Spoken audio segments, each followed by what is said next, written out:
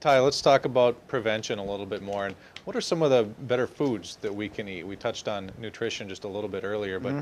what are some of the foods that we can eat that presumably would enhance our immune system and make us, healthier Yeah, overall? yeah, great question. Greens are great. Mm. Green foods are great. Super greens are great. Chlorella, spirulina. We have every day for lunch, we call it our super smoothie, me and my wife and kids. And we have a scoop of super greens, a scoop of super berry, which is fruits, organic fruits that are Hmm. dehydrated. The greens are, uh, let's see, kelp, barley, wheatgrass, chlorella, spirulina, a whole host of greens that are in it's a product that we take called Living Fuel.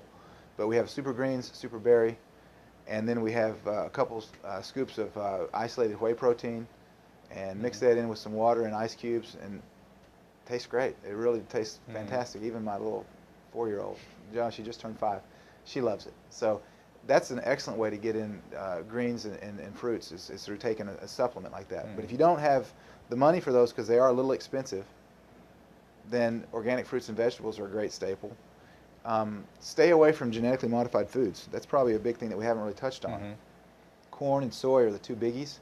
They're Why? all, What are those? Talk about those a little bit. What are they? yeah. What do they? How do they modify them, and how does that affect our bodies? Well, the genetically modified means that scientists are getting in and actually messing with the DNA of Hmm. these seeds, and then it messes with the DNA of the plant.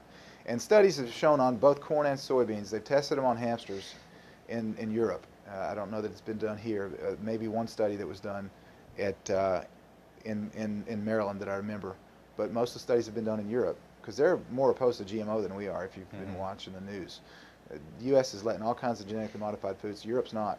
But they've done studies to show that by the third generation in hamsters, that the GMO, genetically modified organism, GMO, the GMO corn and soy cause sterility in hamsters by the third generation. Okay, that's what we're eating now. That's what we're eating. If you eat processed foods, you're eating GMO corn most likely, because the corn filler is in everything. Hmm.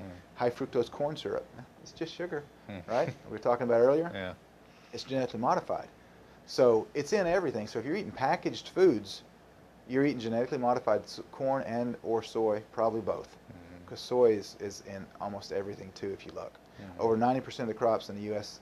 GMO corn and GMO soy.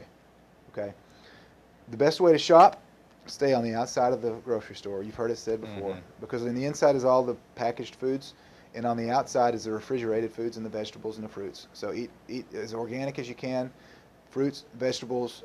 Um, Stay away from, if you're going to drink milk, get organic milk, because the non-organic milk, the cows have likely been injected with RBGH, which is bovine growth hormone, and other antibiotics, and a lot of other stuff. Hmm. So that milk that you're drinking, that's typical milk that's not organic, is really really bad for you, and the estrogens are really high in it. There's a huge estrogen link to cancer as well.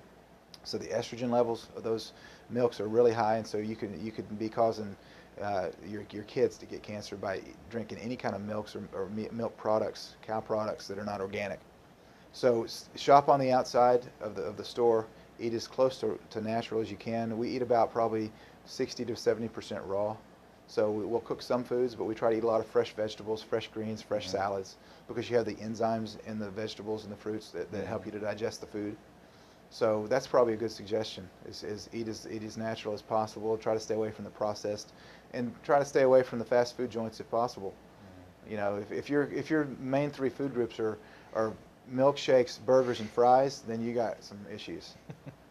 Okay. Plenty of them. Yeah, Yeah. eat fruits and vegetables, and teach your kids. That's the problem. See, the parents today are so busy working and trying to make money Hmm.